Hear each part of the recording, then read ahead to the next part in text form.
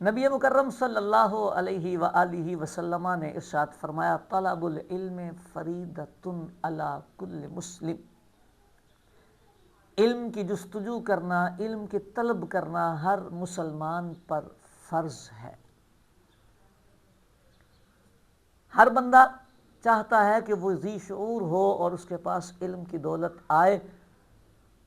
علم کے بہت سارے ذرائع ہوتے ہیں، کتابیں بھی لکھی جاتی ہیں، لٹریچر بھی مل جاتا ہے، AI کا دور ہے، بہت ساری چیزیں سامنے آ جاتی ہیں، سماعت کے ذریعے، قرات کے ذریعے بندہ سمجھنے کی کوشش کرتا ہے۔ لیکن ایک بات ہمیشہ یاد رکھیے، علوم سیکھنے کے لیے استاد ہونا یہ لازم ہے۔ آپ اندازہ کریں، صرف کتابوں سے علم حاصل کرنا کہتے ہیں مشکل ہی نہیں، قریب با ناممکن ہے، قریب با ناممکن۔ جو شخص بغیر استاذ کے پڑھتا ہے وہ غلطیاں نہیں، غلطیں کرتا ہے۔ بڑی مثال اس کی قبول فرمائیں، قرآن مجید فرقان حمید، جس کے بارے میں خالق کائنات جل جلالہ نے ایک مقام پہ نہیں کئی مقامات پر ارشاد فرمایا، ھدی للمتقین ھدی للناس۔ قرآن ہدایت کے لیے نازل فرمایا گیا ہے، ہدایت کے لیے نازل فرمایا گیا ہے، لیکن استاذ ساتھ لازمی عطا فرمایا گیا۔ محبوب کریم صلی اللہ علیہ وسلم کی ذمہ داری لگائی گئی، وَيُعَلِّمُكُمُ الْكِتَابَ، محبوب ان کو کتاب سکھائیں۔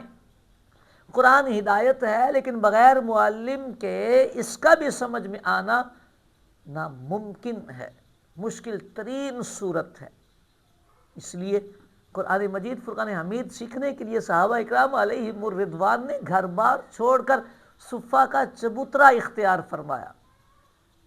کریم محبوب علیہ السلام سے سیکھتے۔ کئی صحابہ اکرام قرآن کی آیتیں سنا کرتے، انہیں وہ سمجھ نہ آیا کرتی اور محبوب کی بارگاہ میں حاضر ہو جایا کرتے، سونے آئے دا مطلب کی ہے۔ عربی جانتے تھے، پھر بھی سیکھنا تھا، کیونکہ استاذ کی ضرورت بہر صورت ضروری ہے، بہر صورت رہے گی۔ ہمارے ہاں ہر چیز کے نالج کے لیے، ہر چیز کے علم کے لیے استاذ ہائر کیا جاتا ہے، لیکن دینیات ایک ایسا شعبہ ہے جس میں استاذ رکھنا کوئی شخص گوارا نہیں کرتا۔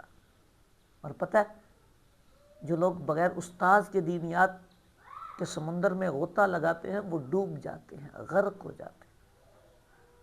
استاذ تلاش کیجیے، کسی ماہر استاذ